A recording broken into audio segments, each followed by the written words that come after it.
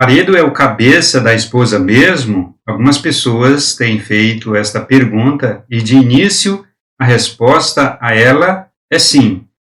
O apóstolo de nosso Senhor Jesus Cristo, Paulo, em sua carta à igreja de Éfeso, no capítulo 5, versos do 22 ao 25, ensina: vós, mulheres, sujeitai-vos a vosso marido como ao Senhor, porque o marido é o cabeça da mulher, como também Cristo é o cabeça da igreja, sendo ele próprio, Cristo, o Salvador do corpo, de sorte que, assim como a igreja está sujeita a Cristo, assim também as mulheres sejam, em tudo, sujeitas ao marido. Vós, maridos, diz o apóstolo Paulo, amai vossa esposa, como também Cristo amou a igreja e a si mesmo se entregou por ela. Ele continua nos versículos do 26 ao 31. Cristo amou a igreja e a si mesmo se entregou por ela para santificar, purificando-a com a lavagem da água, pela palavra, para apresentar a si mesmo igreja gloriosa, sem mácula, nem ruga e nem coisa semelhante a essas, mas santa e irrepreensível. Assim, devem os maridos amar a sua própria esposa do mesmo jeito que ama ao seu próprio corpo. Quem ama a sua esposa ama a si mesmo, porque nunca ninguém odiou o seu próprio corpo, antes o alimenta e sustenta, à semelhança do Senhor Jesus Cristo com a sua igreja, porque nós cristãos somos membros do corpo de Cristo, da carne de Cristo, dos ossos de Cristo, ou seja, a sua igreja. Por isso, deixará o homem pai e mãe e unir-se-á e se unirá à sua esposa e serão dois numa só carne. Este é o ensino do apóstolo Paulo à igreja, aos cristãos, na carta aos Efésios. O apóstolo Paulo ensina com base no modelo patriarcal de casamento e de família estabelecidos por Deus no princípio da criação.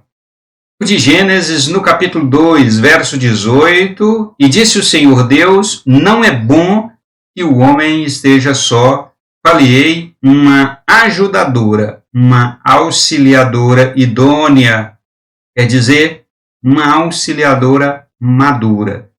Nos versículos 21 ao 24, o Senhor Deus fez cair um pesado sono sobre Adão e este adormeceu e tomou Deus uma das suas costelas e cerrou a carne em seu lugar e da costela que o Senhor Deus tomou, formou uma mulher e trouxe-a a Adão.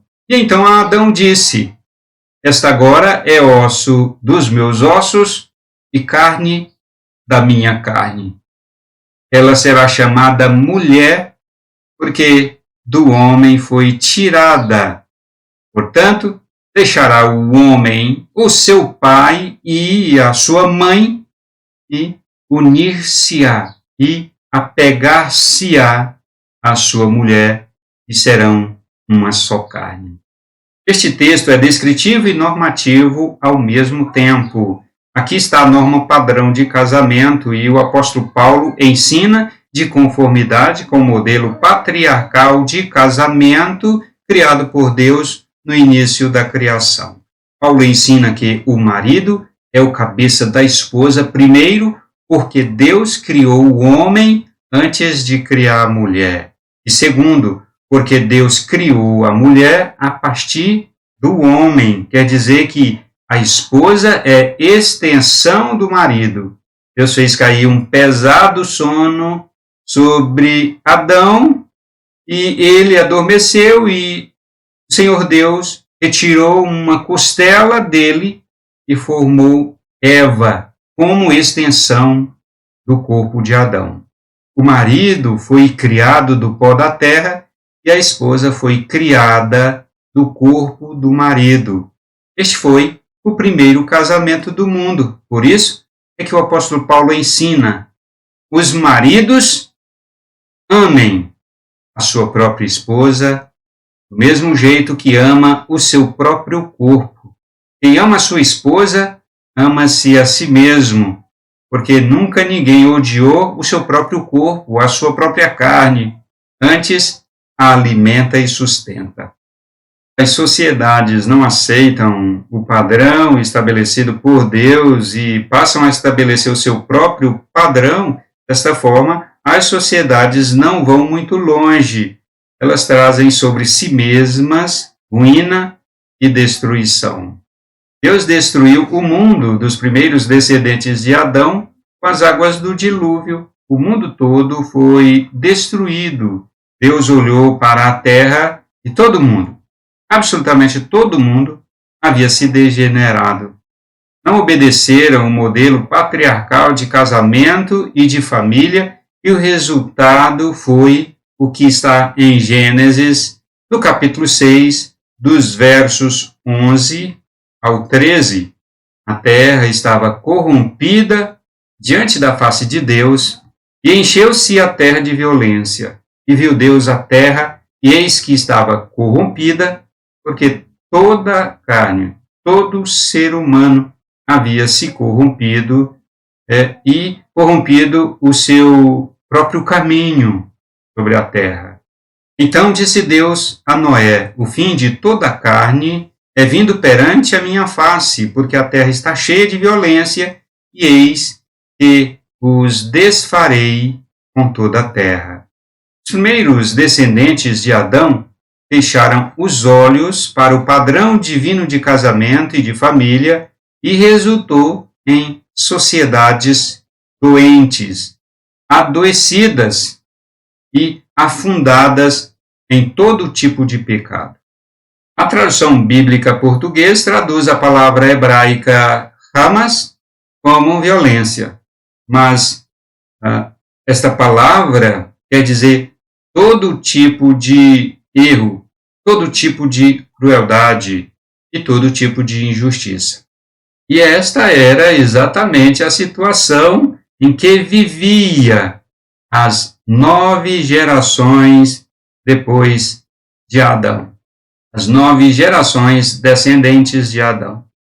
Em Gênesis, no capítulo 6, versos 1 e 2, ensina que as 9 sucessivas gerações dos primeiros descendentes de Adão se casaram muito mal, não obedeceram ao padrão divino de casamento e de família que Deus instituiu quando criou Adão e Eva. Isso resultou em problema social. No versículo 11, ensina: Deus viu a maldade humana, viu que a maldade humana havia se multiplicado em toda a face da terra e de forma contínua, tudo porque não obedeceram ao padrão patriarcal de casamento e de família que Deus instituiu.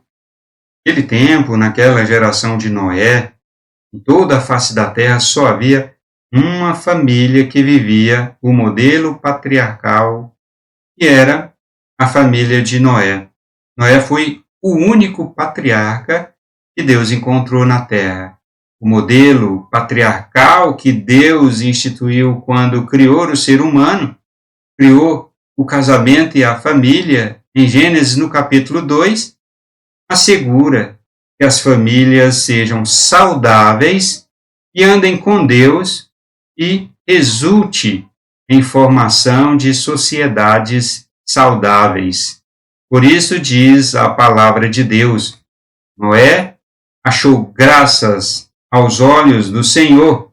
Noé era homem justo e perfeita diante de toda aquela geração do seu tempo.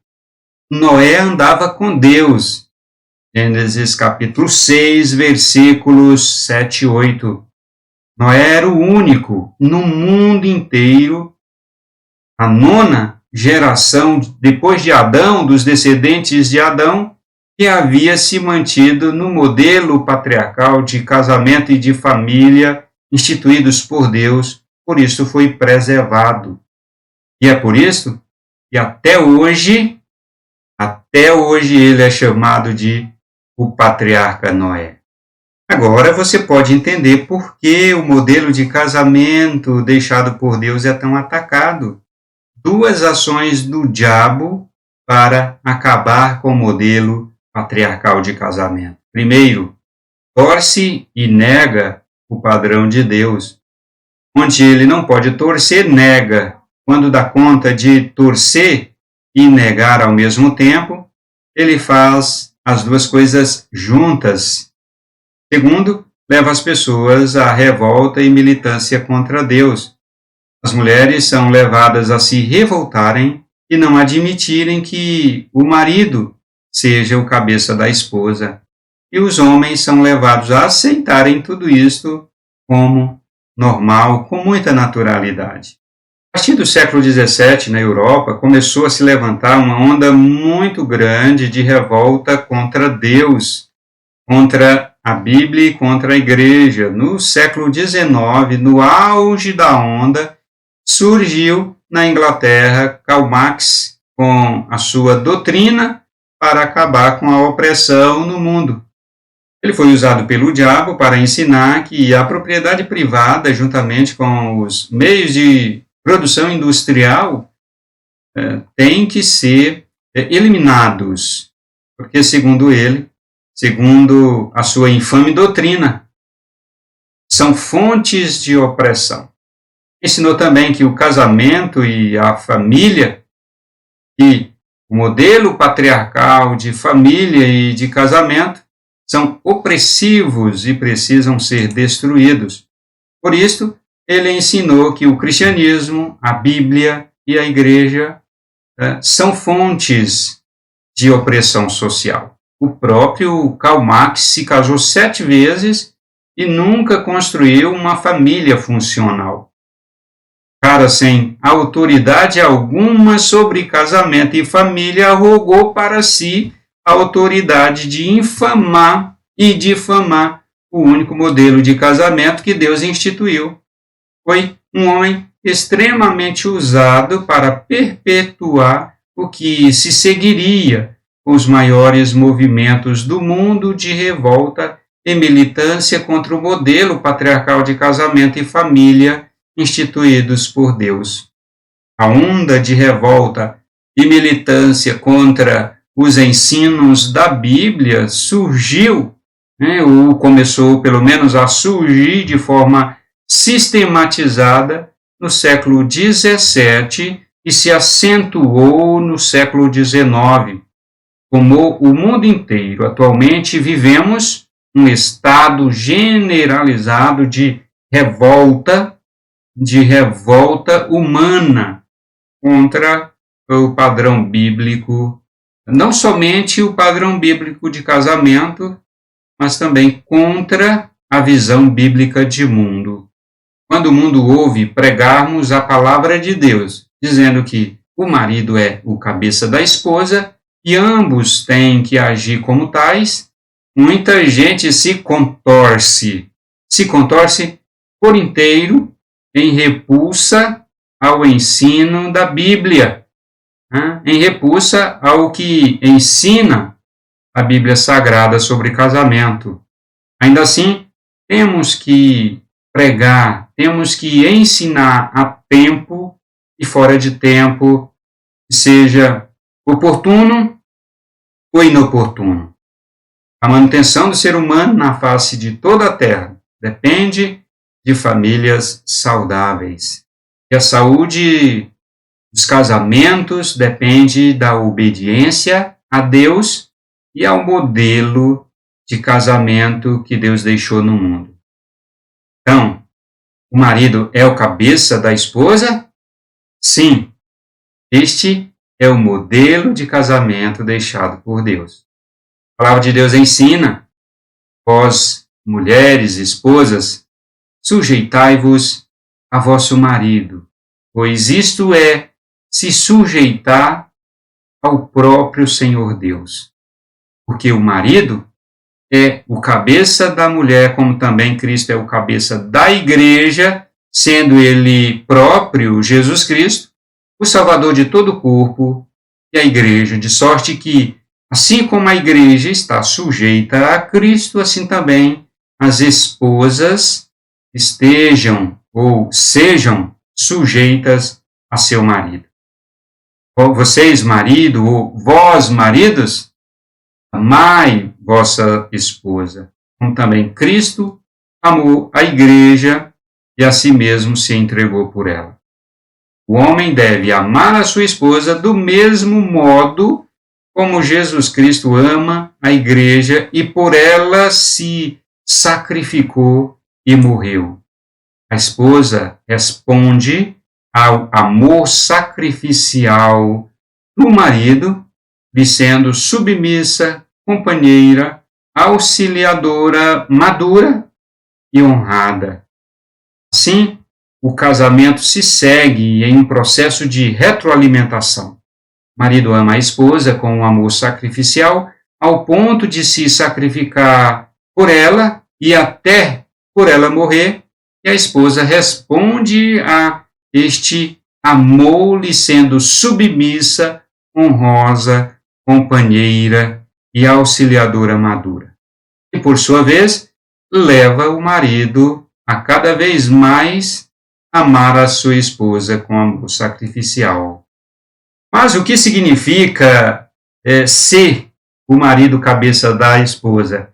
Quer dizer que ele é o chefe do casamento, ele é o líder, é aquele que Deus vai requerer conta do casamento. O marido não bate na esposa, não agride a esposa, não ofende a esposa, não entristece intencionalmente a esposa e vigia para não entristecê-la involuntariamente. O marido não agride a esposa quando está nervoso e de mau humor. Não deixa a esposa viver moribunda, doente, com fome, etc. e tal. Não. O marido cuida. O marido cuida da sua esposa, assim como Cristo cuida da sua igreja. Esse é o modelo bíblico, o padrão bíblico patriarcal de casamento que as pessoas tanto rejeitam, que os progressistas tanto atacam, e os movimentos de revolta contra Deus tanto agridem. Uma mulher disse: se sujeitar de livre e espontânea vontade ao marido, levada ao extremo, diz ela, pode induzir a agressividade física e emocional. Essa é a mentalidade e comportamento do mundo. Mas na Bíblia, a mentalidade e o comportamento são outros, completamente diferentes. Na Bíblia, o marido é o chefe, o líder, o cabeça que ama a sua esposa com um amor sacrificial que zela, cuida e protege a sua esposa. O casamento de conformidade com o modelo que Deus instituiu no começo da criação não pode ser mudado de jeito nenhum. Se for mudado, vai chegar o ponto que Deus vai destruir o mundo inteiro com fogo, como ensina o apóstolo Pedro em sua segunda carta, no capítulo 3, dos versos 1 ao 18. Amados, escrevo-vos esta segunda carta e, em ambas, as quais desperto com exortação vosso ânimo sincero, para que vos lembreis das palavras que primeiramente foram ditas pelos santos profetas e do nosso mandamento como apóstolos do Senhor e Salvador, sabendo primeiro isto, que nos últimos dias virão escarnecedores andando segundo as suas próprias concupiscências. O surgimento dos iluministas, progressistas, revoltados contra Deus, contra a sua palavra, contra o padrão divino de casamento. os escarnecedores surgindo no final dos tempos, como disse o apóstolo Pedro, ele já previu que isto ia acontecer. Escarnecedores andando segundo as suas próprias concupiscências, os seus próprios desejos, desígnios e intenções, e dizendo: onde está a promessa da vinda de Cristo? Porque desde que os pais, os antepassados morreram, todas as coisas continuam como no começo da criação. Ele ainda não voltou. E nem vai voltar, dizem eles. Estes voluntariamente ignoram isto que, pela palavra de Deus, já desde a antiguidade, existiram os céus e a terra, que foi tirada da água, e no meio da água subsiste, pelas quais coisas pereceu o mundo de então coberto com as águas do dilúvio.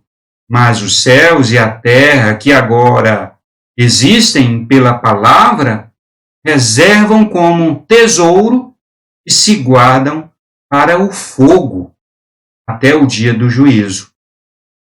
Mas, até o dia do juízo e o dia da perdição dos homens.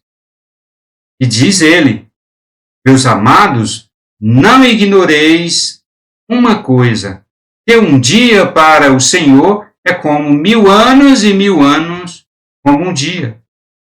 Pode estar tardando ou demorando para os homens, mas para Deus não está tardando.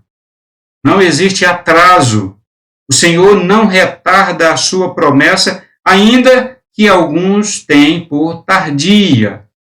Mas o Senhor é longânimo para convosco e para conosco também, não querendo que alguns se percam, senão que todos venham a arrepender-se. Mas o dia do Senhor virá como um ladrão que vem de noite, no qual os céus passarão com grande estrondo e os elementos da terra ardendo se desfarão, e a terra e as obras que nela há se queimarão. Havendo, pois, de perecer todas estas coisas, que pessoas vos convém em santo trato e piedade, aguardando e apressando a vinda de Deus, em que os céus em fogo se desfarão e os elementos ardentes se fundirão? Mas nós, segundo a sua promessa, aguardamos novos céus e nova terra em que habita a justiça. Por isso, amados irmãos, aguardando estas coisas, procurai que dele sejais achados imaculados e irrepreensíveis em paz. E tende por salvação a longanimidade de nosso Senhor, como também o nosso amado irmão Paulo vos escreveu, segundo a sabedoria que lhe foi dada, falando disto, como em todas as suas cartas, suas epístolas, entre as quais há pontos difíceis de entender que os indoutos e inconstantes torcem, e igualmente torcem as outras escrituras para a sua própria perdição. Ou seja, eles torcem tanto os ensinos do apóstolo Paulo quanto as escrituras do Velho Testamento. Vós, portanto, amados, sabendo isto de antemão, guardai-vos de que, pelo engano dos homens abomináveis, sejais juntamente arrebatados e descaiais da vossa fé e da vossa firmeza. Antes, crescei na graça e no conhecimento de nosso Senhor e Salvador Jesus Cristo. A Ele seja dada a glória, assim agora, como no dia da eternidade. Amém. Estamos no limiar destes acontecimentos, os quais Pedro nos ensina. Temos que ensinar aos casais cristãos a viverem a vontade de Deus em seu casamento. Também temos que ensinar as pessoas solteiras a se casarem de conformidade com a vontade de Deus. Casamento segundo a vontade de Deus, segundo o modelo patriarcal bíblico. É luz do mundo no mundo e sal da terra na terra. Partilhe este vídeo nas suas redes sociais. Manda para os irmãos. Manda para a sua igreja. Deixa o seu comentário aqui no campo dos comentários. Deixa também o seu like. Que Deus abençoe você, que Deus abençoe toda a sua família. Você que está com problemas no seu casamento, não se divorcia. Persevera, continua, ajeita o seu casamento, muda a si mesmo, transforme-se a si mesmo conforme a palavra de Deus. Deixe a palavra de Deus entrar na sua mente, no seu coração e mudar a sua visão de mundo para uma maneira bíblica de enxergar o mundo conforme os mandamentos de Deus. Continua, persevera firme aos solteiros e se casem conforme o mandamento de Deus. Valeu e a gente se vê no próximo vídeo.